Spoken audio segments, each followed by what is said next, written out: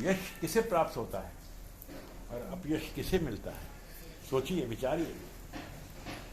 ये एक बहुत गहरा विचार करने का विषय है। अभी क्या शास्त्री जी ने कहा, बोलो बोलो, आप यहां पे हो या कहां पे हो? मैं आपसे वही पूछ रहा हूं। अभी शास्त्री जी ने क्या कहा, वही मैंने आपसे कहा, यश और अपयश। तो आपका ध्यान कहाँ है? इधर ध्यान दीजिए। तभी कहते हो शरीर आपका यहाँ पे है, लेकिन बुद्धि कहीं और है। जब तक आपकी बुद्धि इस शरीर के अंदर रहते हुए काम नहीं करेगी, तो आप यश कहाँ से प्राप्त करोगे? यश प्राप्त करने के लिए आपको सुकर्म करने पड़ेंगे। क्या करने पड़ेंगे? सुकर्म। सुकर्म किसे कहते हैं? अच्छे कर्म। अच्छे कर्म कैसे होंगे? अच्छे विचारों से। अच्छे विचार कैसे पैदा होंगे? जब आप से हाथों से कुछ दान होगा, कुछ प्रभु का नाम, मुंह से आप प्रभु का नाम लेंगे, ध्यान देंगे प्रभु की तरफ, नहीं तो आपके विचार अच्छे कहां से हो सकते हैं?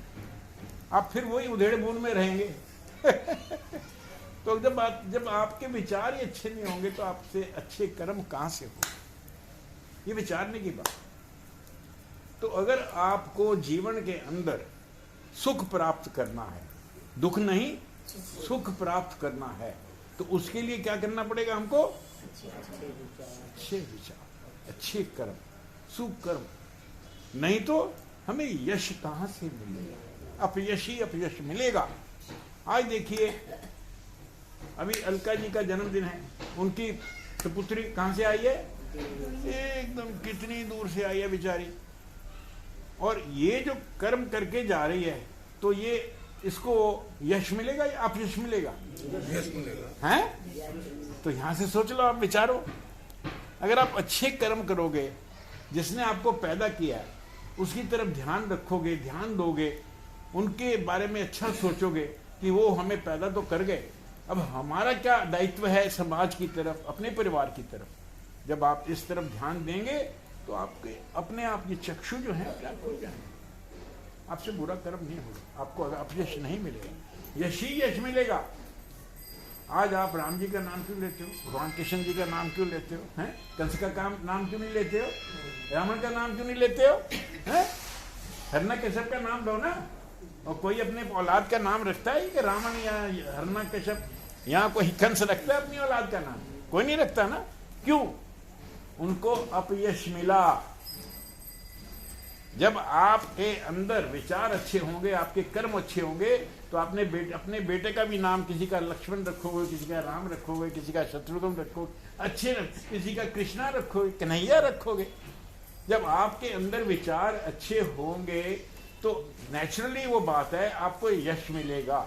जब आपको यश मिलेगा, तो फिर आपके जो रोंगटे जो हैं वैसे तृप्त हो जाएंगे।